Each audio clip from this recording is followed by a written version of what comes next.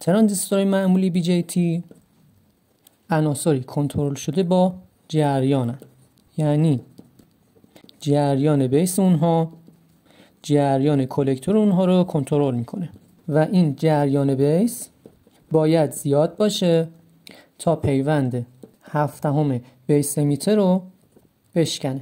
این جریان ورودی مانعیه برای اینکه بتونیم مقاومت ورودی ترانزیستور رو زیاد بگیریم. به همین دلیل از فت استفاده میکنن، چون عناصری کنترل شده با ولتاژ هستن.